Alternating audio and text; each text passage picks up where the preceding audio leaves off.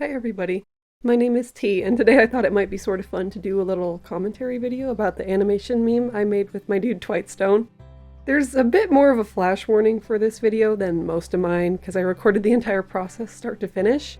So the footage goes very quick, and there's parts that could cause eye strain or flash. I think it was something like anywhere from 13 to 16 hours of footage sped up, so just know that me opening new windows or changing the frame I'm working on, it might flash a bit. I just wanted to give that quick little disclaimer.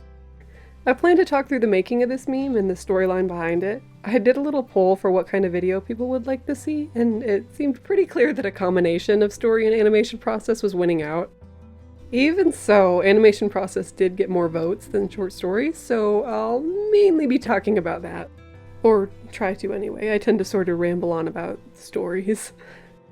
The first thing I did in this whole process is speed through making a storyboard of sorts.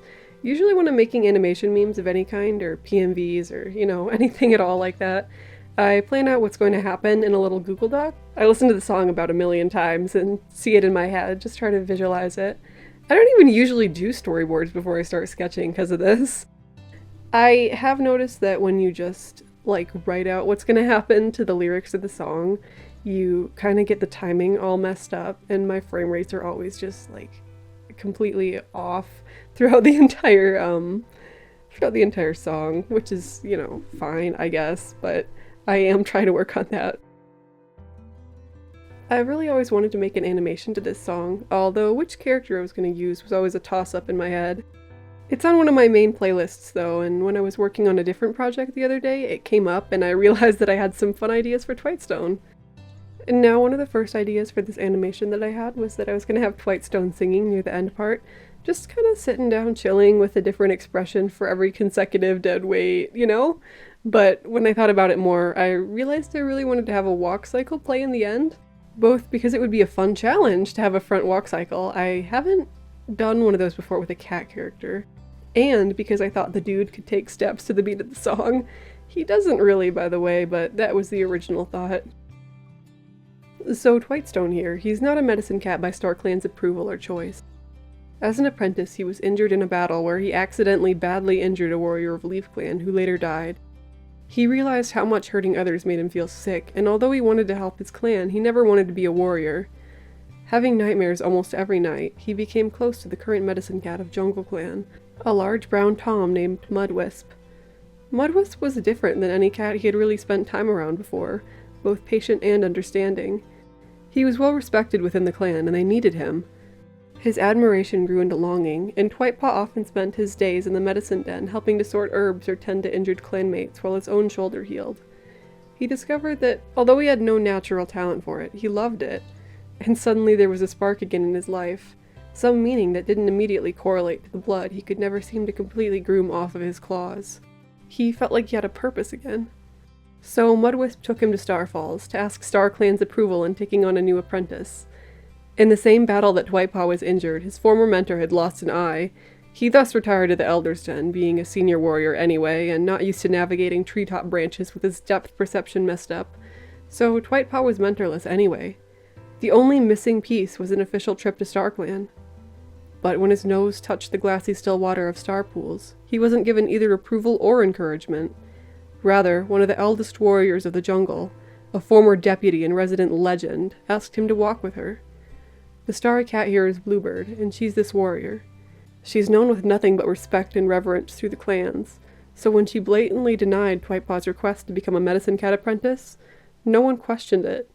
Even Twightpaw himself, while crushed, was understanding of it. She never told him the real reason behind her motivations. While Twightpaw looked to her for guidance and reason, she looked past him and into a prophecy she had seen long ago. She believed that for him to fulfill that prophecy, for him to be able to save Jungle Clan, he needed to be a warrior. Any reconsideration of this was simply unthinkable. She had seen Twightpaw in the future, a strong and wiry warrior with blood soaking his claws and a fire in his eyes, standing and snarling in defense of the cats behind him, and this vision was impossible to shake. Still, his past seemed to back up this line of reasoning, didn't it? He was a vicious little cat, having killed a full-grown warrior of Leaf Clan when he was just an apprentice himself. Partly by mistake and chance, yes, but still. Twightpaw was again without a purpose or a mentor. He spent his days in camp most of the time, or off alone in the forest, hunting, or simply sullenly staring when his shoulder burned and ached enough that he needed a break. And then, the days started to pass when Mudwisp was gone. At first it wasn't a problem. Medicine cats often had to travel to remote locations for herbs, not to mention the journey to Star Falls itself being quite taxing. Maybe he had gotten a bit lost. Maybe he was simply taking time away from camp. This quickly turned. Cats with injuries had no one to turn to, having to settle on dealing with their sickness and hurt themselves. Infections within the warriors who had been injured remained untreated. Mudwisp was missing, and there wasn't a single cat who could tell the clan why. Not a single sign, either, though the clan leader Yellowstar looked every night for some guidance. And then, Twightpaw awoke one night in a strange, thorny, and overgrown place, tinged with a sickly light. It was unnerving, unnatural. No prey scurried there, and the only herbs that he could recognize or spot were poison. He at first panicked, terrified of where he was and why he wasn't safely tucked into his nest back at camp. Mudwisp greeted him. Killed by the Cayman lurking in Jungle Clan swampland, he had then been chased out of Star Clan for confronting Bluebird's decision on refusing to make Twightpaw a medicine apprentice. And now he was willing to train Twightpaw. He agreed to meet Twightpaw in the dark forest, training him in herbs and poisons alike. Twightpaw completed his apprenticeship in an unofficial capacity in the dark forest. He never gave the whole story to his leader, but she knew enough to know that her already dwindling clan would never survive without a healer among them. The jungle was a notoriously dangerous place after all. Yellowstar quickly stopped asking questions as long as her clanmates were being treated. Twightstone earned his warrior name like this, under the dark forest's guidance, and the ever-increasing feeling of being watched. He was given his name after a particularly harsh season of disease, because of his strength and spirit and immovability. Just like a stone. Bluebird was less than thrilled. She spent more and more of her time pacing relentlessly, trying to pad in Twightstone's dreams like his former mentor once did. Always just out of sight, always watching. When she started to show up in the waking world, Twightstone was understandably exhausted and spitting mad. She attempted to show him the prophecy that he was a part of, and he turned his back on her entirely. That's about all the story I'm going to go over here. It really doesn't cover the whole thing, as you can see. The Bengal cat, the stripy brown dude later in the video, he's important to the story too, but I am planning another animation and I will cover it in there. Plus, he's a surprise. Feel free to theorize. I will say that in the dead weight part, I have Twightstone's internal struggle with him walking the line, or in this case, I guess the branch between StarClan and the Dark Forest. Canon Warrior Cats is almost definitely not literally red for the Dark Forest, but I wanted to make a clear distinction between the two. I could technically do that with just like different plants and lighting, but I wanted to make it painfully obvious. Also, bright colors are just fun. For the section where Twightstone is walking forward through the forest, I originally layered the trees because I planned to have the zoom move quicker the closer to the edge it was, and slower in the background to give some perspective. I couldn't for the life of me figure out how to edit that though, so I just made an absolute abomination of a canvas and zoomed in to a terrible degree to start off. Maybe that's my bad for having a short patience or attention span, honestly. Now, for this end segment here, I'm just going to play the meme without audio because the end segment is full of flashing lights because of me exporting everything. Plus, a magician never reveals her editing secrets. My editing secrets are that I managed to crash Movie Studio over 20 times and completely failed at rendering the tree zoom out. I'm not an editor, as you can probably guess.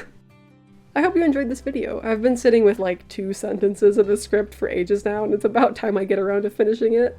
So this bad boy is pretty summarized, really just a description of what's going on for a small portion of the video. I didn't end up going super in detail with Twightstone's story, though I'm not sure how I could unless I was literally gonna write a Twightstone book. For the record, I don't plan to do that, but like, if there's interest, maybe, who knows. I do probably need to practice my writing. I've gotten rusty, dude. Anyway, as always, if you have ideas for challenges you'd like to see me do, or just want to leave a funky comment about your thoughts on this, I'd love to see it. Thank you so much for watching. Alright, bye.